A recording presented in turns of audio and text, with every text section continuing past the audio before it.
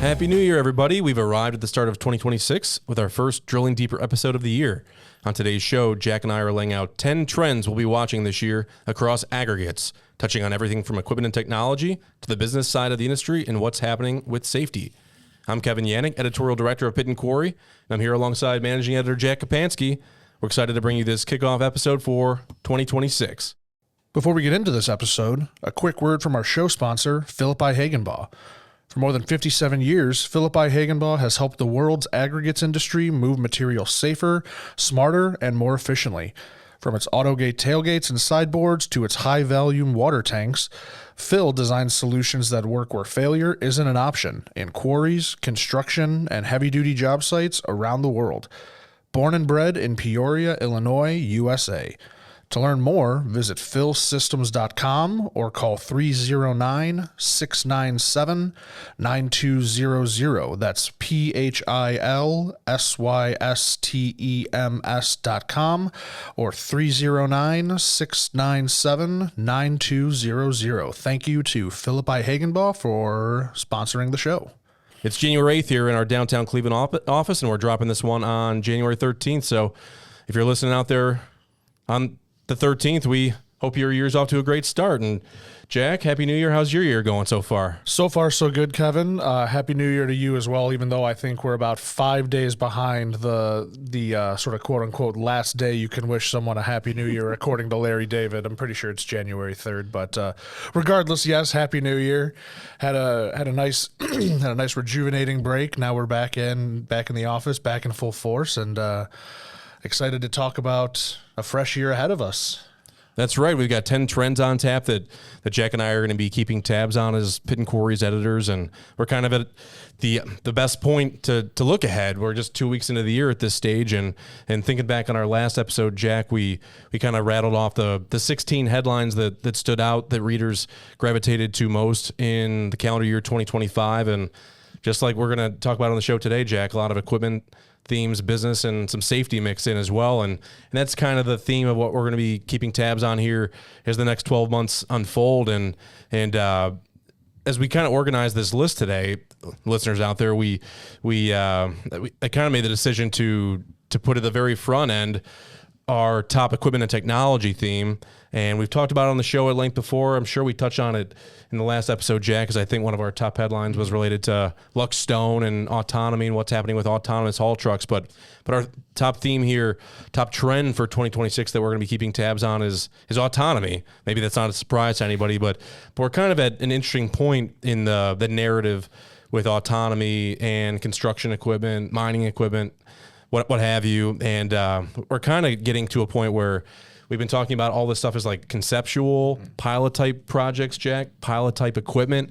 And now we're getting into the era of commercialization of that stuff. We're really nearing that. And maybe just to kind of frame a little bit of our banter here, getting into this top topic, Jack, is at the start of this year here, we've got the CES show. That's the Consumer Electronics Show that takes place in Las Vegas every year. It might be the top or the most attended trade show in America. I think it's up there for sure. Yeah. And it's historically not really been one where you see construction equipment companies exhibiting and making a presence. But the last 4 or 5 years, I'd say Caterpillar's been out there. I know John Deere's had a presence. Kubota's out there. So another construction equipment type company. And so already here in 2026, we've gotten some announcements from Caterpillar where they're kind of showing their cards a little bit and talking about how they're moving from pilot to product. And haul trucks have really been the centerpiece of our conversations as an industry of late, Jack. But Caterpillar, just the other day, just yesterday, I guess, as we're sitting here in the office again on January 8th, they were talking about venturing into dozers and excavators and loaders, compactors, and other types of equipment. The bigger future for haul trucks, obviously, that was kind of the starting point for aggregates, and that narrative trickles all the way back to mining. But exciting here that the Caterpillar is kind of formalizing the future here. They're articulating that a little bit more. And you and I, again, I know we've sat down and talked to some technology companies that are present on this front. Think about Safe AI as an example. I know you've had conversations with Pronto, Jack, and we've had those conversations about, hey, we're probably going to be venturing into other sorts of mobile equipment. And now we've got Caterpillar coming out just the other day saying, hey, this is where we're going. And the future is it's upon us, and it seems very real at this stage. Yeah, absolutely. And I think one of the exciting things that we've seen over the last year plus is, like you kind of mentioned, it was something that started as sort of an idea or again, sort of a pilot program here, a pilot program there. I think, you are seeing it developing or emerging more in different parts of the aggregate industry with excavators, with loaders, with, different pieces of equipment. And, sticking with Luckstone, they partnered with Epiroc on the, first autonomous drill in North America. So that's obviously very exciting. But I think what's really made this feasible is something that, we've talked about on the show before. I've talked about with, companies like Pronto, companies like John Deere, Luckstone. Sort of the question of when it would be, I guess, more readily accessible, because the problem that we sort of, as an industry, have been running into, or we're running into with this technology, is that it was more so suited for sort of 100-ton haul or 100-ton rated trucks and up, whereas when you get into a quarry, 100 tons is probably the biggest you're going to find. So it was downsizing that technology that's really kind of been an issue. I think you're seeing companies like Pronto, like Safe AI, really find a way to make that more feasible so that more companies are able to do it. And again, now that you're seeing bigger companies, obviously Luckstone being sort of a prime example that is obviously very open with kind of sharing what's going on, but you've also got some of the larger producers as well. I know CRH is working on something like that. I think, I'm drawing a blank on some of the other ones, but, we're seeing those bigger names kind of put their foot in the door and give it a try, I think is a very resounding positive sign for where not only autonomous hauling is going, but obviously, again, as loaders, dozers, excavators, stuff like that start to be outfitted with the technology more as well. Very bright future. And I think it really just makes sense because, if you can sort of take a person out of a situation that could potentially put them in harm's way, it's a safety thing. If it's a position you're struggling to fill because it's, maybe monotonous, workforce business thing. There's so many pros to it. And, I think just following this continuing trend is going to be very exciting. And I'm hopeful for a lot of new developments in 2026. Yeah, well, we weren't at CES here in 26. I was there back in 22 when Luckstone and Caterpillar had their autonomous hauling unveiling. Exciting at the time. We had that story on the cover of Pit and Quarry magazine, and setting the stage here, coming off of CES, which is still ongoing, I guess, as we're sitting down here, Jack. But we're getting into Con Expo here in another 6-7 weeks, which is kind of hard to believe. And Caterpillar, their narrative, their storyline is always one that we're keeping tabs on. They're always kind of trendsetters and at the cutting edge of what's happening with equipment and technology. And I'm sure they're going to have a little bit more to say on this as the construction industry, the aggregates industry is getting together, and awesome that they're setting the stage a bit there at CES, and I'm sure we're going to know a little bit more here in the next couple of months. So it'll be interesting to see what other storylines we hear and capture on autonomy. I mean, Caterpillar is kind of the focus here, getting out of the gates here in 2026, but there's obviously other players. It's kind of a little bit of a race here, so to speak, to see who can kind of lead the charge here, and everyone's got to keep up, because this is where the market's going, and aggregate producers are basically saying and identifying that this is viable. This is a way that we can go and we want to go. I mean, you mentioned a couple of names, I think Luckstone and CRH, Jack. I mean, I think a lot of the other companies, the producers out there, the big ones especially, have been kind of keeping this more close to the vest, but they're certainly doing those pilot projects that you kind of referenced. Maybe they're not publicizing their findings. They're trying to keep that a little bit closer to home, but I'm sure there's going to be more to come on this coming out of Con Expo. More to come as we get into another full production season here starting in spring. So again, exciting. Yeah, I think I've kind of mentioned, I'm sure you have too, Jack, over the last few years, that this is exciting for our industry. Historically, we've been a little slow to change, and now we're seeing change in technology and AI and autonomy come in just like that. And there's certainly a lot to watch, and it makes covering the aggregate industry that much more exciting. Yeah, absolutely. And I think I'll just kind of cap off, sort of the the autonomy discussion by, I'm not sure if I brought it up on one, our last episode of 25, but it's also cool seeing sort of the levels of autonomy integration that sites are having. I remember I got to work on a story or last year about a Knife River site that was using semi-autonomous technology through I believe Teleo on a couple of their loaders, I believe it was, that allowed veterans with disabilities to operate these loaders sort of from a controlled location, and sort of, and still fill the role and still do the job that needed to be done. So again, just so many benefits that are really being offered by this technology. And yeah, just again, it's I sound like a broken record, but it is just a really exciting time. So yeah. And kind of hand in hand with that, Jack, I guess I'll rattle off our number 2 trend we're going to be keeping tabs on here in 2026.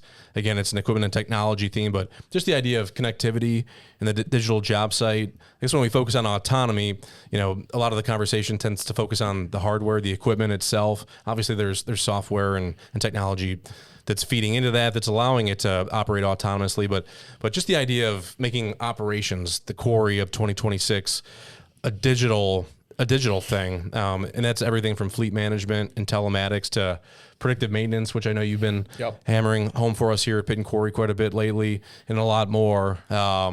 Operations, again, like I said just a couple minutes ago, they've been a little bit slow to change. And I think about the technology that we see coming forward from the OEMs and from technology companies in some cases, because maybe they operate a little bit more third party, so to speak. There's a lot of change coming at this time, and I think majority of our readers, majority of the listeners out there, the agri producers, they're kind of figuring out this transition. I think they're a little bit maybe farther ahead on the connectivity or digital job site front, because this is a narrative we've been covering for longer than I suppose autonomy, Jack. But this is another piece of the puzzle that the companies are trying to figure out right now. And just to bring ConExpo into it again, I mean, we're going to kind of get a big picture understanding of where we are as an industry here at ConExpo 2026. And it's, again, autonomy and connectivity, the digital job site kind of go hand in hand, I guess, at the end of the day. Yeah, no, and you mentioned it. I'm going to bring it up again, just what this technology and what the data you're able to garner from that technology is able to do to save money, save time, increase safety through being proactive with your maintenance, with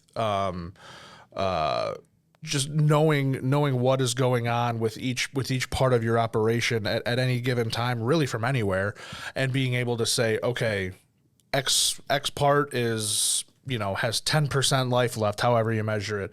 Call up the dealer, talk to the manufacturer, have someone out there and be proactive about replacing that or upkeeping it so that you're not dealing with unplanned downtime, which is obviously costing a lot of time, which costs a lot of money.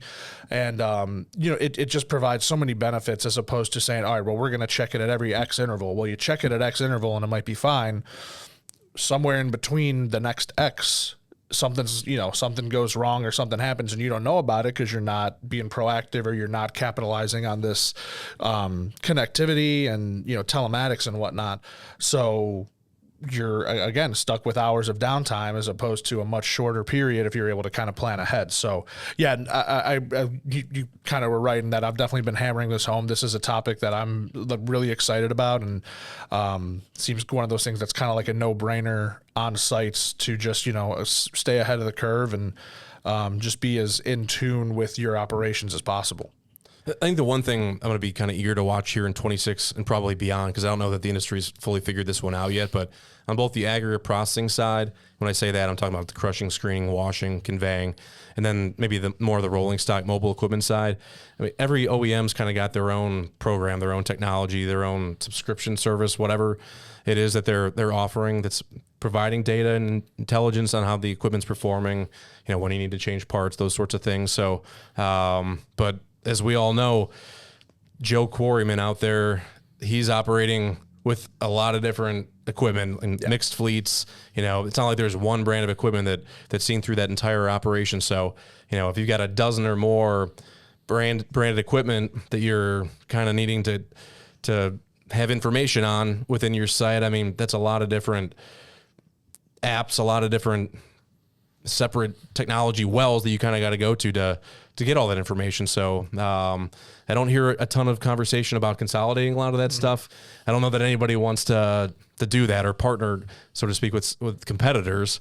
Then I think there's questions too about like who owns the data. So maybe that's been a prevention from allowing from allowing some collaboration or partnership. But at the very least, I guess the technology's there. It's available for the taking for aggregate producers, and I'm sure we're going to be seeing that connectivity, those offerings get that much more sophisticated here in 2026 at ConExpo and then beyond. That's just the only direction it can go, really, right? Yeah, no, exactly. And I think just to cap it off, you know, at least recently from what I've been seeing and following, I have been seeing more and more of those companies that are sort of offering platform or company agnostic technology for collecting that data. So if you're running cat this, Komatsu this, deer that, you're still going to be able to get all that data coming in. But that is definitely still something to keep an eye on, to see if more companies go that route, or to see if maybe there's a shift back to that kind of, again, you kind of use the streaming service comparison. If you've got to have your John Deere Netflix, your Komatsu Netflix, and your cat Netflix. So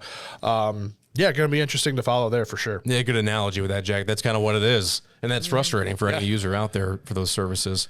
Let's transition a little bit to number 3, and this is more of a trend on the business front, and it's M&A, and really kind of just wanted to put it out there because, as we mentioned on the last show, episode 57, Jack, mergers and acquisitions, whether it's of the agri-producer variety or on the equipment manufacturing front, those are always of interest to our listeners out there. And I think my expectation for 2026 would be more of the sort of deal making that we saw in 2025, that sort of pace at least.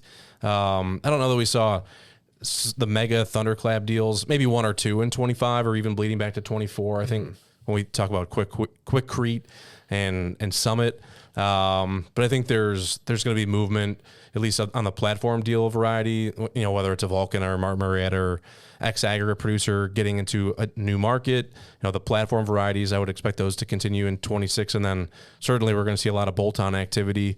I would anticipate the M&A space drying up in 2026. It seems like people are still, for the most part, cautiously optimistic and bullish, and with those being kind of the mood or the feeling of the day, I don't know why we would why we would cease to see companies buying other companies. It's just the nature of the beast that is kind of every industry. You know, you saw Warner Brothers out there. Doesn't matter if it's aggregates or something else. I mean, there's always appetite. And I think, you know, here in America, we're just seeing big things get bigger.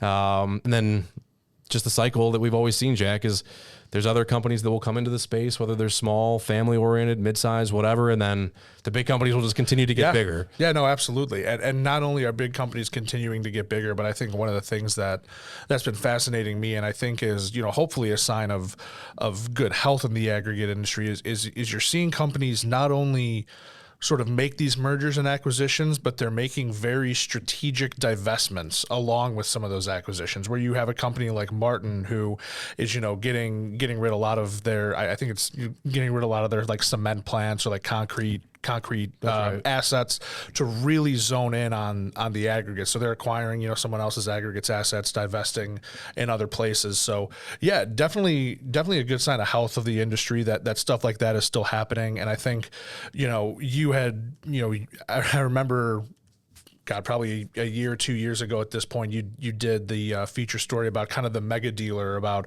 you know, where we're going with that. And I know I was talking with Eagle Crushers, Dan Friedman, for our episode that came out a few weeks ago with him. And one of the things he mentioned is that that's something he's kind of anticipating to see a lot more of too, seeing dealers kind of expand and sort of have more of a national reach rather than sort of that, you know, regional just sort of split up coverage area, if you will.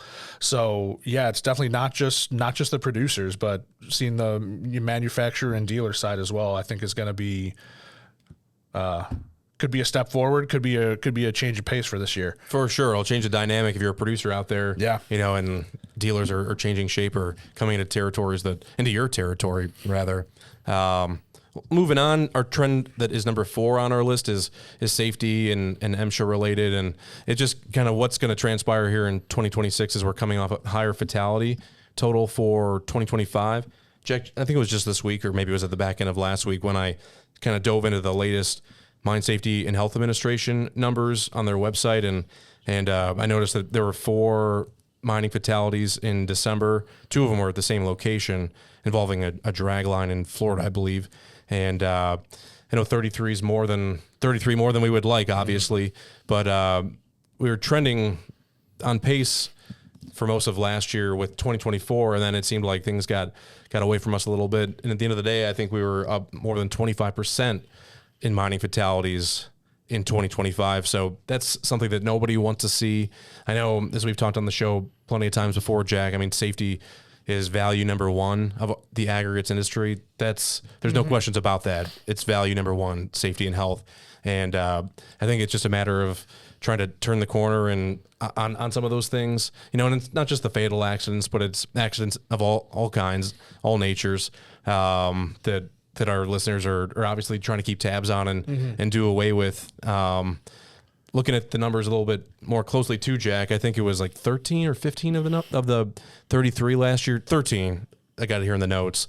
They were of the powered haulage variety, and that trend just continues year over year. When we say powered haulage, we're talking about haul trucks, excavators, moving mobile equipment, and I would encourage anybody who gets Pit and Quarry, or go on pitandquarry.com in the coming weeks, is our Going Home Safely Every Day columnist, Steve Fuller, who's been doing a great job for Pit and Quarry. His February column is titled Keeping People Safe Around Mobile Equipment, and he kind of ventures into what to do, how to formulate a plan to kind of address this. And a lot of times, I'm sure it seems like those controls are something that we can't fully grasp, but there's certainly things that we can do. And Steve's got a few suggestions that every producer can take heed of and try to apply within their operations everywhere. Yeah, no, he's been an awesome addition to our to sort of our columnist staff, if you will. So yeah, he definitely has a plethora of great information diving into past issues of Pit and Quarry that, if you haven't checked it out, I would again definitely recommend you do. Yeah, man, it's brutal because it's, we kind of have, I guess, if you want to call it the luxury of, in our position, being able to basically just look at it, look at these numbers kind of almost just as data.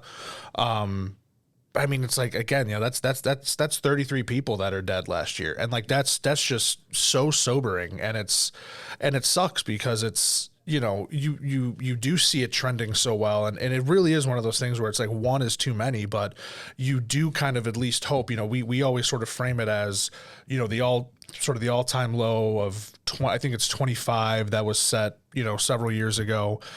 And we're always kind of striving for that number. And I know every time I check the fatality reports, I'm always kind of hoping, like, don't let there be any new ones since last time. Right.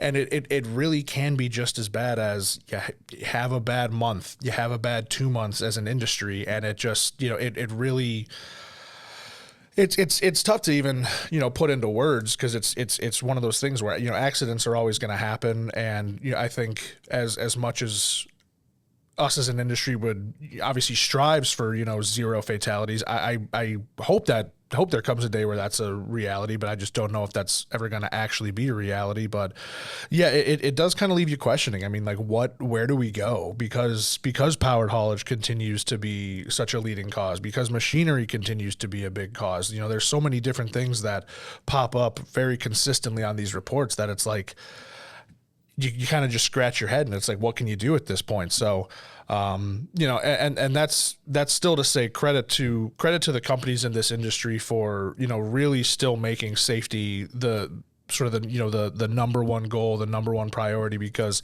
I still go back. I mean, God, this is probably 3 years at this point, but I still go back to that chart you put together for a story several years ago, where it looked back going from like the 1900s, like every decade through until the 2010s. And I mean, God, we were looking at like thousands of fatalities a year in the aggregate industry because no one was wearing hard hats. We didn't have cabs. I think the old look back pictures where people are in a dozer without a cab smoking a pipe. Like we've come a long way as an industry, and it should definitely be celebrated. But yeah, no, it's just fingers crossed again that we can, maybe go below that 25 mark this year. Just a sidebar, but you said something that kind of triggered a thought in my mind, Jack. But years ago, I read David McCullough's book on the Brooklyn Bridge, the building of it. And it went up in the 1800s. I can't remember the decade exactly, but I mean, it took years. It's a big bridge, and it was ahead of its time. And one of the things that I just remember about reading the story of the Brooklyn Bridge was just how it's like every day somebody was dying because the conditions were so poor. Yeah. I mean, this is just like 130, 150 years ago. And it was almost like the next man up, and they would just go back to work, and it would just happen again, day in, day out. Right. So again, to your point, just awesome that we've advanced as companies, as an industry, as people to put value on the quality of life.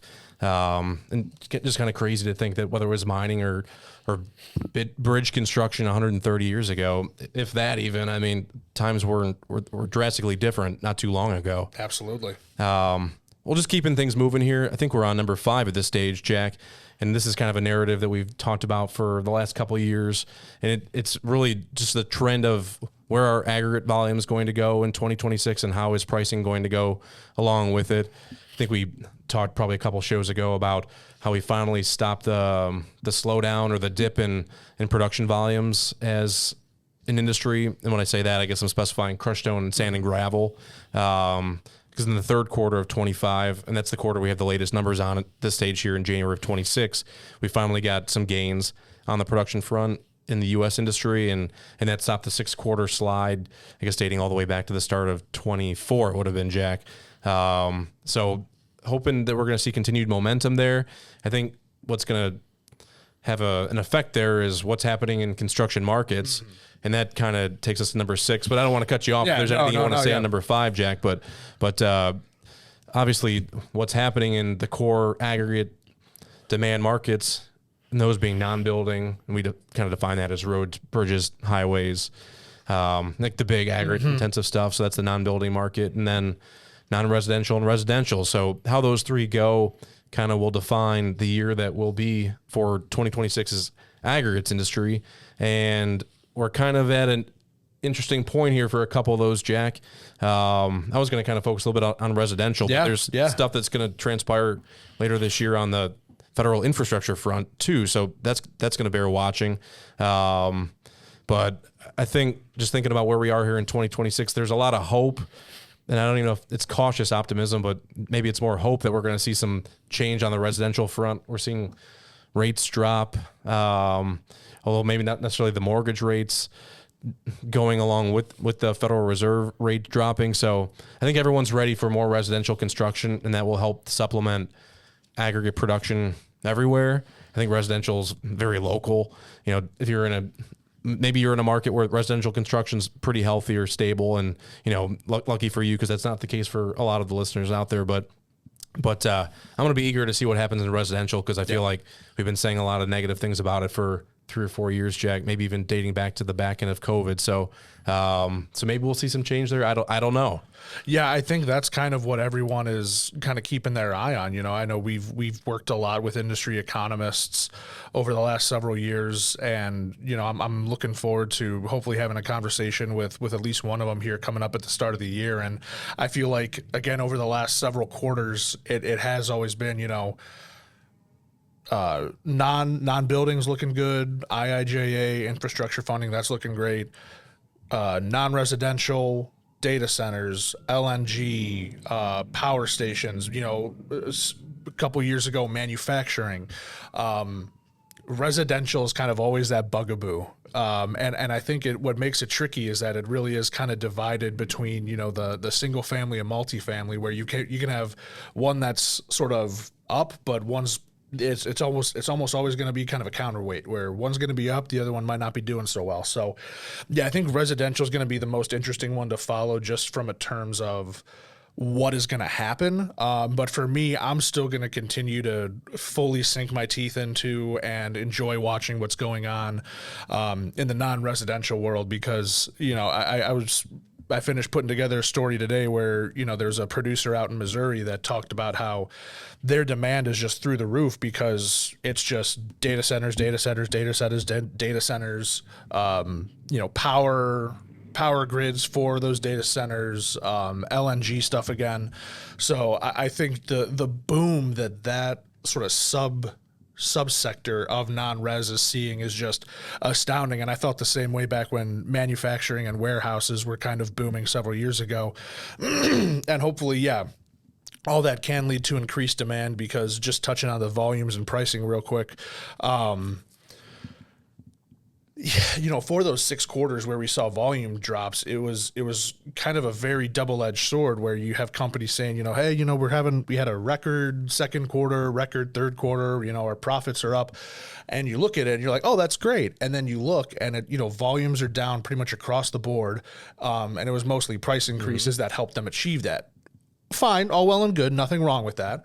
But it is great to now see volumes up and prices, still up, still making a good amount of money for the industry. But I cannot tell you, and I'm certain I mentioned this on the last episode of the year, but I'm going to say it again, because it still is just, I'm so glad it finally happened, and fingers crossed it happens again for once we get the fourth quarter results. I'm so glad I didn't have to read the words unseasonably wet again in quarterly reports, because it seems like for the last 6 quarters, it's been, volumes are down due to unseasonably wet weather. So Mother Nature, if you can just keep the unseasonable wetness to a minimum, I would greatly appreciate it, and I think so would the entire industry. So just glad to see that volumes are trending in the right direction, and hopefully everything that goes on in the 3 key sectors are going to just keep that going. Yeah, maybe just the last thing I would mention about the non-building or infrastructure side of things for the industry is that the IIJA is going to be expiring at the end of September here in 26, and I'm curious to see how that's addressed. If it's addressed in full with like another 5-year bill. I think I mentioned a few shows ago, Jack, that if I was a betting person, I probably would say no, it'll be a continuing resolution, and just kind of taking tabs of what's happening on the political front.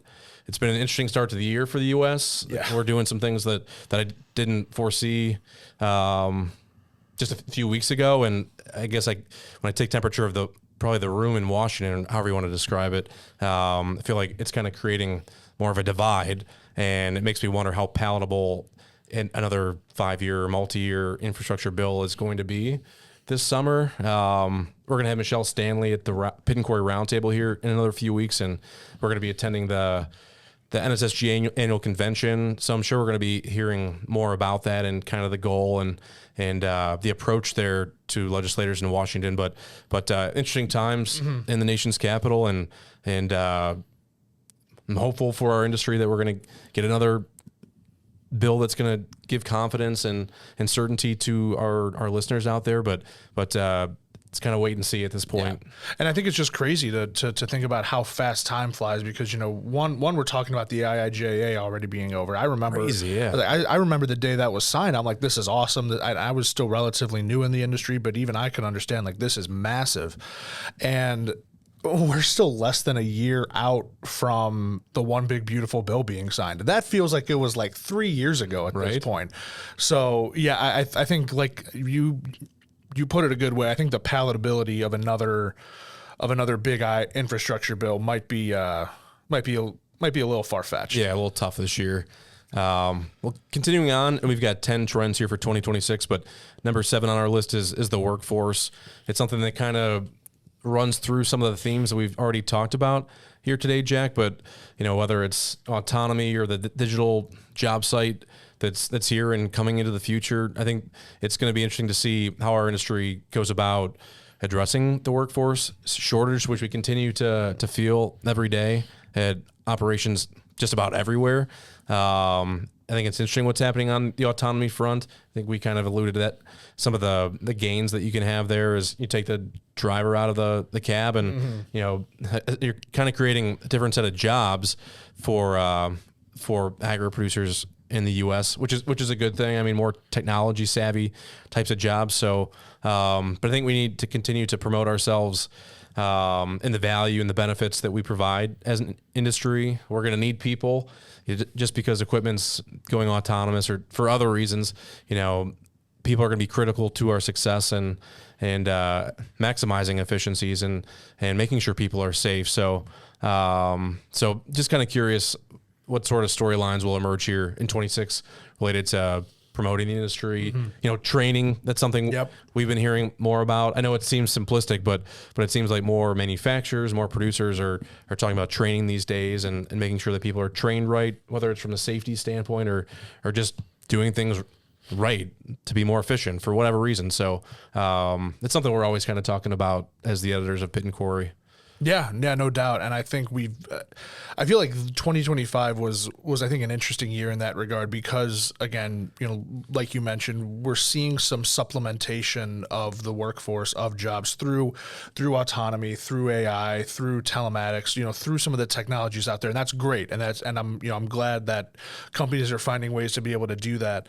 But I think it still is just like you said, it's that challenge of not only putting this industry out there, but I think it's doing so and getting to people and families and kids from a young age to just instill these ideas in where, again, I've probably talked about it ad nauseum on this show, but Capital Aggregates, one of the companies that we've worked a lot with, they're out in Missouri. Once a year, twice a year, I can't exactly remember how often it is. They have a bunch of fourth graders out. They tour the quarry. They have a whole bunch of activities for them. They get them in the pit and they get them actually out there, sort of seeing what's going on. And it's such a cool idea. Again, to sort of break down that stigma, or really start it early enough that there is no stigma, right? Or even something as simple as I know companies like Cat and Komatsu are doing this. I would hope maybe some local producers do this kind of thing as well. Give a kid a signing day. We see all these athletes, put on the Alabama hat, put on the Ohio State hat, make a big deal out of it. Like that, it doesn't take much time, not a whole lot of effort, but you're making this kid feel special and you're letting then other kids see, hey, what's that Komatsu? What's Caterpillar? And then they're learning more about it. They're checking it out and they're seeing, hey, this is kind of cool. Let me learn a little bit more about this. And then, it just, again, reinforces that positive messaging about what some of these jobs offer. So yeah, I think, it's a good thing that we're doing everything we can, but it almost kind of seems like in talking with people, a lot of the same things are coming up. So it's kind of like, I'm interested to see what new stuff companies can think of in this new year to really show just how attractive these jobs are. Yeah. There's not that one silver bullet, Jack, but it's kind of everybody collectively doing one thing, two things, five things, big and small, to try to get the word out, promote the industry, position us a little bit better for the years to come. So I feel like we've been seeing more and hearing more of those stories, like the Capital Aggregates example, as the years go on, and that's a good thing, and hope we continue to see those so that we can best position our industry for success with our workforce and down the road. Continuing on again, we've got 3 more trends for 2026, and some of these are probably going to be more quick hitting, Jack, but you actually mentioned dealers, and that's one we drew up as number 8, dealers and the mega dealer. I can't remember if that was our 2025 dealer issue or 2024, Jack, but you kind of alluded to this maybe 20 minutes ago on the show, and just like the big producers, just like some of the biggest manufacturers of equipment out there are getting bigger, dealers are doing the same, and whether you're Kimball Equipment out in the West or Molson or some other companies that are going to be coming into the industry undoubtedly or expanding from maybe construction or broader parts of the construction industry into aggregates, it's going to be interesting to see how this front evolves in 2026 and beyond, because again, I think the dealers are only going to get bigger, and it's going to be something that bears watching for 2026 and beyond. And kind of along with that, Jack, our number 9 trend to watch in 2026 is just the used market. People are going to be purchasing equipment, or are they going to be renting equipment? I feel like they always kind of ebb and flow. The economy and kind of just the dynamics out there kind of dictate what people do or what they're willing to do, maybe what they're not willing to do. I think too, I was watching one of your interviews with Carrie Green, Purple Wave Auction, and she seemed, it must have been in August, I think, when you visited with her last year, but she was talking about the used market and just how that's kind of going crazy at this point. And as long as there's activity, construction activity and aggregate production supporting that, I think producers out there are going to be looking for equipment, and depending on what their situation is and the dynamics out there, it might drive more people to the used market. So I'm sure we'll hear a little bit more about that at ConExpo as we're visiting with producers. There's new equipment coming. A whole new generation of equipment is going to be coming in 2026. So the new versus used, the rent to purchase, renting, purchasing, there's different ways to go about it. So I'd be curious what the narrative for 2026 becomes on the acquisition of equipment front. Yeah, and I think for me, one of the most interesting things that, in my time in the industry and with Pit and Quarry that I've sort of enjoyed following is kind of, obviously the new versus used, the rental versus purchase thing, but also it's how often, and maybe, is it becoming more frequent, less frequent, where companies are willing to take a piece of equipment they already have and either refurbish it or retrofit it with new technology to kind of bring it up to date, rather than having to make a whole new capital expenditure on either a used piece or a new piece, or renting something out. If they've got a crusher that's still got some life left in it, it might just need a facelift and some new tech, is that feasible for them? Is that something they're willing to do? Is that, is it cost efficient enough to buy them enough time? A lot of factors go into that. So, and yeah, I'm glad you mentioned, Purple Wave, because the auction side of things, I think, is definitely going to be, I think only going to become more prevalent again as demand stays high. And, obviously everyone's on the internet these days, that damn internet. But, I think this year is, again, depending on kind of what goes on nationally, economically, and just sort of policy-wise, I think it's going to say a lot about how and where companies are spending their money this year. Well, that was number 9, and this is going to be our last one coming up here, our 10th. And the trend is just carbon emissions, sustainability, and electrification. And as I was preparing some thoughts on this, Jack, it kind of took me back to ConExpo 2023, where I feel like that was a bigger trend there. And I don't know if it was maybe because of what was happening regulatorily, and now we find ourselves here in 2026 with maybe a different tone and approach to that. So I don't know that there's tremendous momentum behind that here in the North American market, but I'm curious at ConExpo, are we going to see more of the electrified machines or like the hybrid type machines coming forward? I would guess probably. I don't know that our listeners out there, producers, are necessarily ready to transition there. I think there's a lot of activity, a lot of change that's already taken place in other markets globally. And I think we're probably going to get to an era where we're going to see more electrification, where carbon emissions are going to be addressed a little bit more directly within aggregate operations. But I think some of the conversation around sustainability, carbon emissions, that's more downstream at this stage here in 2026. And it might be cement, it might be ready mix, maybe it's asphalt. Not to say that it's not quarries, pits and quarries, but again, I guess my thought on this trend is that it's maybe a little bit slower moving at this stage because of what is happening regulatorily, politically. I think when there's push behind, I think then you see more buy-in or more action on the consumer or the market front. So I don't know that that's necessarily taking place here, but again, I guess my motivation in drawing this up as number 10 was ConExpo, and just kind of curious, where are manufacturers at this front, and and where's the buy-in on the end user front.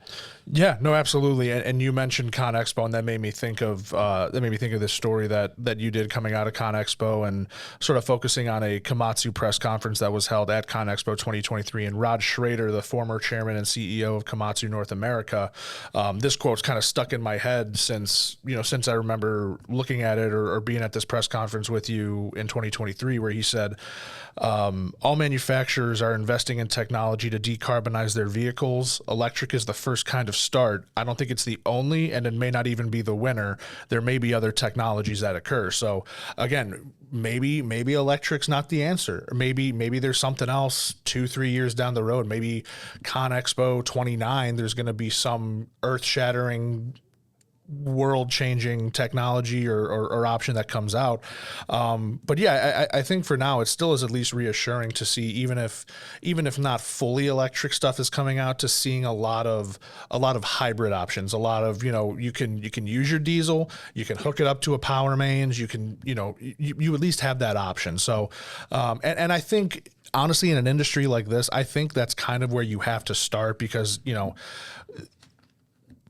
if we're being real, the people that are in this industry are perhaps, again, and we talked about being slow to change, might be a little hesitant to go fully electric, or there might be, if there's a production shift or change or decrease on electric versus diesel, it's going to be sort of a harder conversation to get them to make that full switch. But at least offering that option of saying, again, you can gas it up, you can power it up, whichever way you want to go, the choice is yours. I think that, again, right now, if 2050 is the carbon net neutral goal, we might need to pick up the pace a little bit. But I think all in all, for the industry, I think we're in a good spot now where hybrid is kind of the predominant, sort of the predominant option out there right now. And I'm like you, I'm curious to see what else is being done for electrification and decarbonization.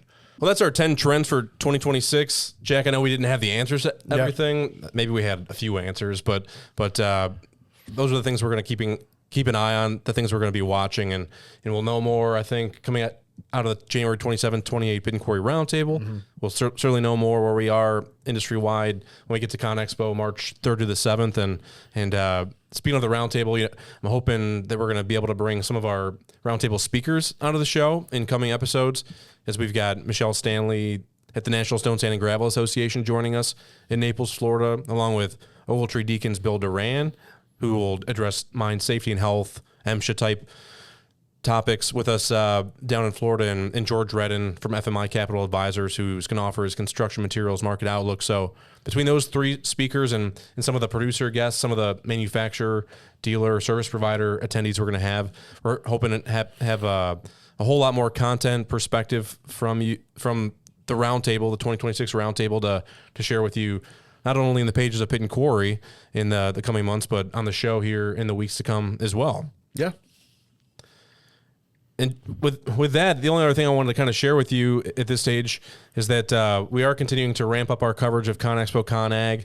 I feel like it was kind of slow over the holidays, Jack. Yeah. Not a lot of news. It's just the same every year. We don't see a whole lot of news develop.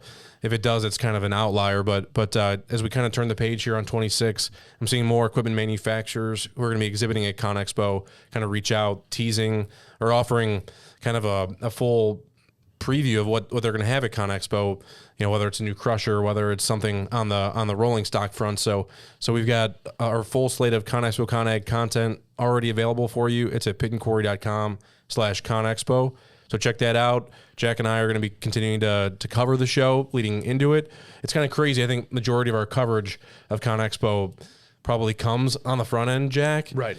Which is kind of a good thing, because it makes covering that 5-day show that much more simple for us. Right. Because it's a little tiring. It is. At the end of the day. But we've already got ConExpo pre-show content available for you, and we're certainly going to have more content for you as we get closer to it and March comes and goes. So before we go, just want to thank Philip I. Hagenbaugh one more time for being our show sponsor. For more than 57 years, Philip I. Hagenbaugh has helped the world's aggregates industry move material safer, smarter, and more efficiently. From its Autogate tailgates and sideboards to its high-volume water tanks, Phil designs solutions that work where failure isn't an option in quarries, construction, and heavy-duty job sites around the world. Born and bred in Peoria, Illinois, USA. To learn more, visit philsystems.com or call 309-697-9200. That's PHILSYSTEMS.com or call 309-697-9200. Thank you again to Philip I. Hagenbaugh for being our show sponsor. Jack, I think that's going to do it for today.